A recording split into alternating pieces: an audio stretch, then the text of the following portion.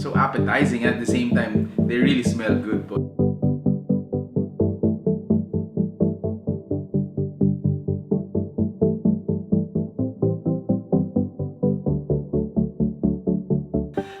Bago kabalen, kumusta kayo po? My name is Louie and welcome to We're in Pampanga, where we help businesses promote their products to our We're in Pampanga community.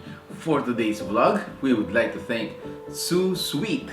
Being generous, they sent us 3 flavored products po for their Ensaymada. So the first one is the plain Ensaymada, which is this one. So the next is yung kanilang salted egg naman. And then lastly, ube jam flavored. And take note guys, these are our most loved Good Shepherd ube halaya from Baguio City. So that's gonna be a lovely partnered treats.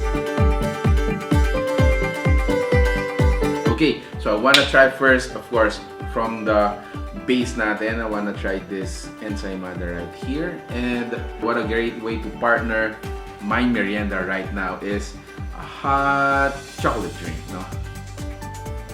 Okay, so let's taste it.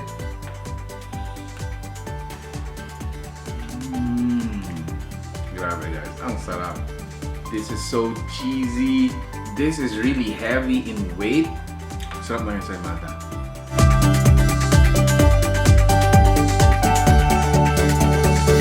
Next I wanna try is yung kanilang salted egg.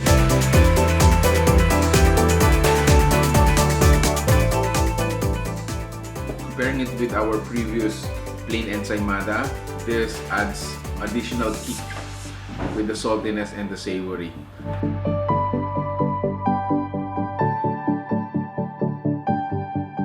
Alright, so lastly, let me taste this ube jam flavor naman nila. Let's taste it. Grabe. Grabe ang sarap guys. So from the plain version of their Ensaymada, it really gave the high standard for me to try on with the rest of yung mga flavored bread pa natin. But the plain Ensaymada pa lang, it is really good. This is really awesome. So with the ube, level up pa na yung sweetness ng bread natin. While the salted egg naman, it gave a more salty and a savory flavor for our Ensaymada. Each box has 6 pieces of Ensaymada. Costs 250 pesos. You can actually customize it. We're going to be having another flavor, which is the almond butter.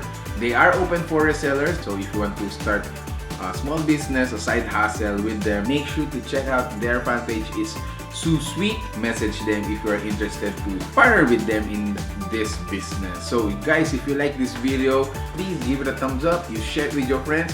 I'm gonna enjoy the rest of the afternoon with this Ensaymada. Of course, I'm gonna share it with my family. Thanks so much for watching. Until our next video, bye-bye.